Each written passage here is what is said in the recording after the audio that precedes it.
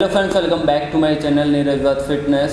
तो आज मेरे साथ हैं पुलकित बंसल और ये मेरे क्लाइंट हैं और इनसे बात करते हैं इनके बारे में, कैसे ये मेरे से मिले और कैसे इनका जो है जर्नी रही मेरे साथ। सो पुलकित, आप अपने बारे में थोड़ा सा बताइए, क्या करते हो आप, कहाँ पे रहते हो, ये सब।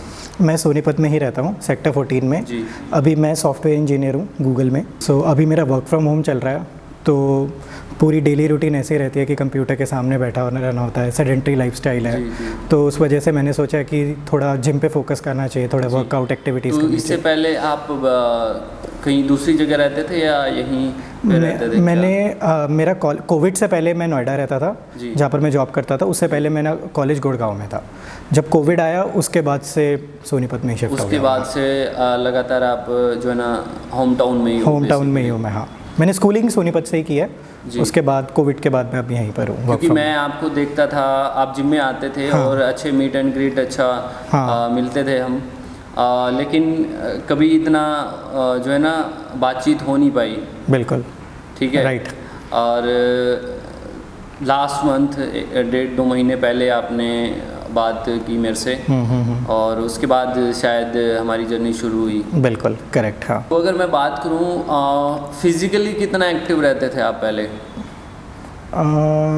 मतलब ऐसे ही निकल जाता था दिन, बहुत कम फिजिकल एक्टिविटी बहुत कम थी, ऑलमोस्ट ज़ीरो। अगर मैं कहूँ तो काफ़ी वर्क को लेके काफ़ी पहले फिजिकली एक्टिविटी ना के बराबर। बिल्कुल। हाँ, ठीक है। हाँ। और अपने प्रोफेशन से लगातार प्रोफेशन में बिजी रहना। बिल्कुल। हाँ, टाइम ही नहीं मिलता था। और आपका प्रोफेशन ऐसा है कि सुबह से शाम तक सेडेंटरी लाइफस्टाइल, एक चेयर पे बैठना पड़ता है। बिल्कुल। और लगातार वहीं पे जो है ना, है ना जी। और ना थोड़ा पीछे चलते हैं। आप मेरे से बात की आपने और हमने लगभग 1 महीना पहले जर्नी शुरू की थी हमारी। तो क्या आपको प्रॉब्लम्स दिखी? क्या आपको लगा कि यार नहीं, मेरे को गाइड लेनी चाहिए, किसी से गाइडेंस लेनी चाहिए और फिजिकल अपने खुद पे काम करना चाहिए? ऐसी क्या आपको प्रॉब्लम दिखी? देखिए, मैं जिम बहुत ऑन एंड ऑफ बहुत टाइम से कर रहा था। हाँ। पिछले 1 साल से। मतलब मैं आ रहा था जिम में, ऐसा होता था मुझे। हाँ, आपको देखा है मैंने। हाँ। और रात को 9 बजे 8 बजे आता था मैं। हाँ। तो मोस्टली ऐसा रहता था 1 साल से। मुझे बेंगलोर जाना होता है कभी गुड़गांव जाना होता है। तो मेरा ना कोई रूटीन बन नहीं पा रहा था। मैं आता था 2 दिन आता था। तो बेंगलोर आपका हेड ऑफिस है क्या है? बेंगलोर मेरी टीम, जिस टीम के साथ मैं काम करता हूँ वो सारी टीम बेंगलोर बैठती है। तो मुझे हर क्वार्टर में जाना पड़ता है बेंगलोर। वैसे मैं दिन के लिए वैसे 2 वीक्स, 2 हफ्ते के मिनिमम 2 हफ्ते से लेकर 3 हफ्ते तक तो हो ही जाता है। 3 हफ्ते के लिए आप बेंगलोर विजिट करते हो? बिल्कुल। हाँ, हर 3 महीने में। ठीक है। तो ऐसा रहता है। और वैसे मैं गुड़गांव ऑफिस भी जाता हूँ जी। वो ऐसा रहता है कि मतलब बहुत ज़्यादा कंपल्शन नहीं होती, बट मैं चला जाता हूँ वीक में 1 दिन 2 दिन। ठीक है।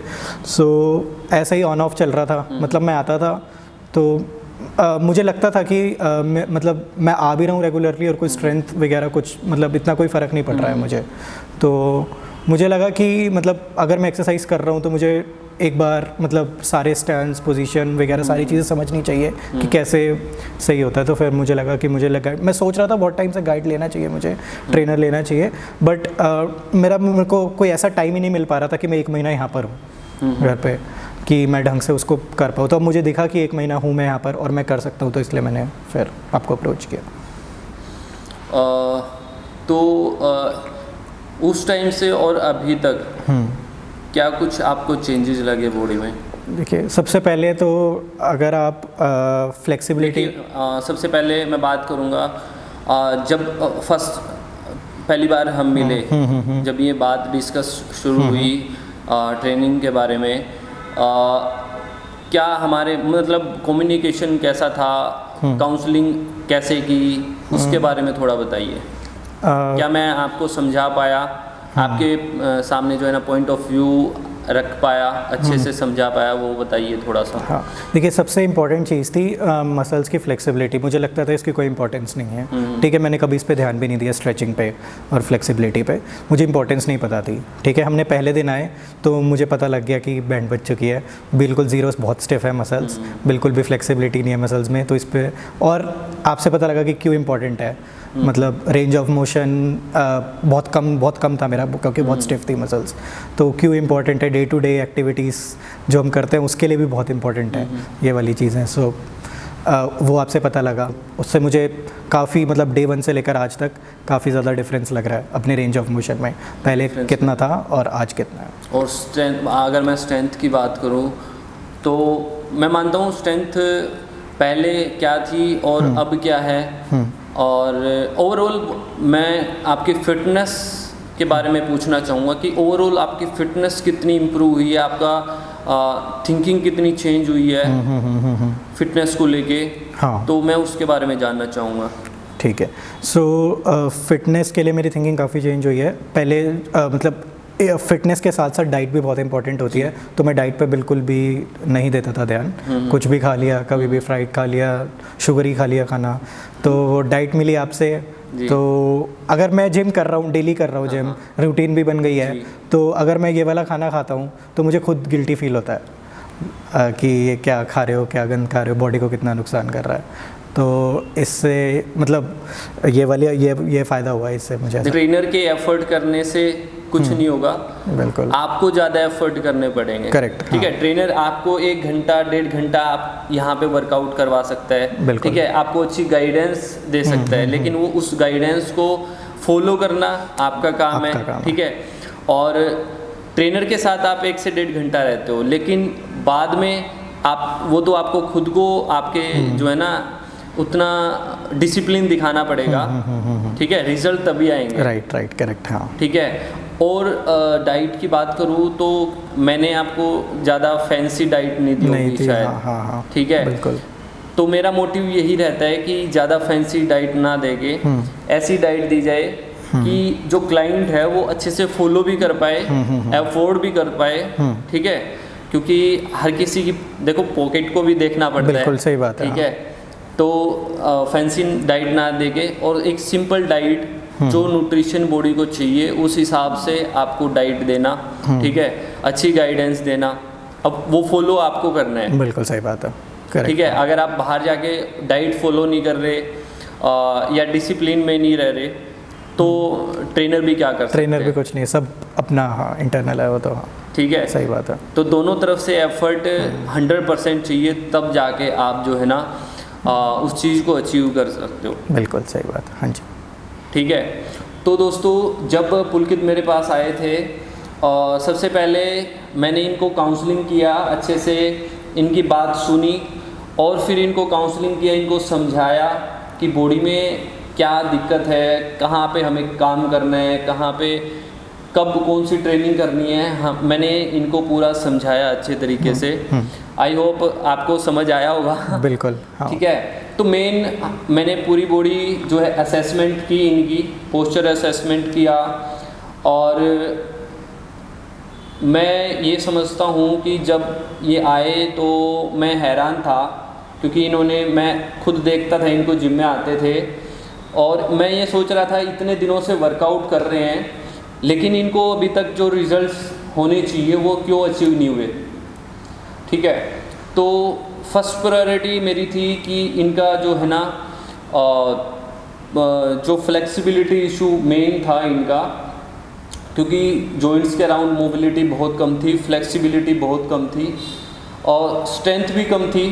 ठीक है। ओवरऑल बात करूँ स्ट्रेंथ भी कम थी आपकी, फ्लेक्सिबिलिटी भी कॉम्प्रोमाइज़ हो रही थी, सबसे ज़्यादा फ्लेक्सिबिलिटी का इशू था।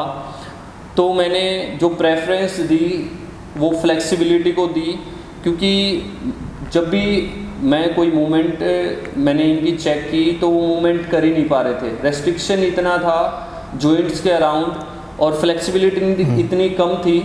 तो मैंने प्रेफरेंस दिया फ्लेक्सिबिलिटी को कि फ्लेक्सिबिलिटी सबसे पहले हम इम्प्रूव करेंगे, उसके बाद जो है ना दूसरी मूवमेंट और या दूसरे किसी उस पर फोकस करेंगे।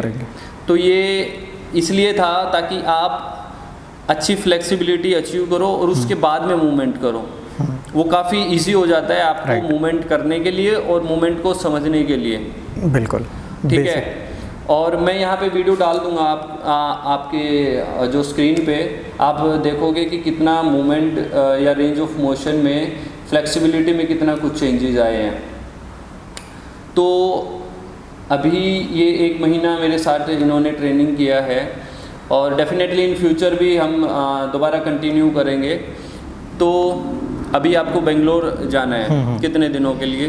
3 वीक्स के लिए। 3 वीक्स के लिए। डेफिनेटली फ्यूचर में भी हम जो है ना टच में रहेंगे और भी अच्छा, क्योंकि मैंने इनके लिए, मेरे को नहीं पता था कि ये बेंगलोर जाने वाले हैं ऐसा कुछ, और काफ़ी कुछ सोच रखा था इनके लिए, फ्यूचर प्लान बना रखे थे कि 6 महीने में 5 महीने में इस स्टेज पे लेके जाऊंगा। लेकिन ठीक है, अभी 1 महीना किया इन्होंने और डेफिनेटली आगे कंटिन्यू करेंगे जब ये बेंगलोर से वापस आ जाएंगे। तो डेफिनेटली मैं आपको जो है ना काफ़ी जितना 100% आपको दे सकता हूँ आपके अच्छी हेल्थ और फिटनेस के लिए, डेफिनेटली मैं उतना जो है ना प्लान करूँगा आपके लिए। बेसिकली इस वीडियो का मोटिव यही था कि मैं लोगों को ये बता सकूं कि जो है ना बॉडी बनाना एक अलग चीज़ है, लेकिन लाइफस्टाइल चेंज करना और फिटनेस को लेके अवेयर करना वो बड़ी बात चीज़ है। जो माइंड कंसेप्ट है लोगों का, ठीक है, क्योंकि आप जिम में आ रहे थे, आपको लगता था मैं फिट, मैं कर रहा हूँ एक्सरसाइज, ठीक है, यू आर फिट, आपको लगता था कि हाँ जिम जाना और ये बस फिट है। लेकिन जो जब मैंने इनको बताया, जब मैंने कोई मूवमेंट करवाई इनसे या कोई स्ट्रेंथ ट्रेनिंग करवाई, तो डेफिनेटली आपको रियलाइज़ हुआ होगा कि क्या मिसिंग है। राइट, हाँ, मतलब पोस्चर्स मैं बताऊं, जब मैं इनको स्क्वाट करने के लिए बोला मैंने इनको, तो स्क्वाट भी नहीं कर पा रहे थे।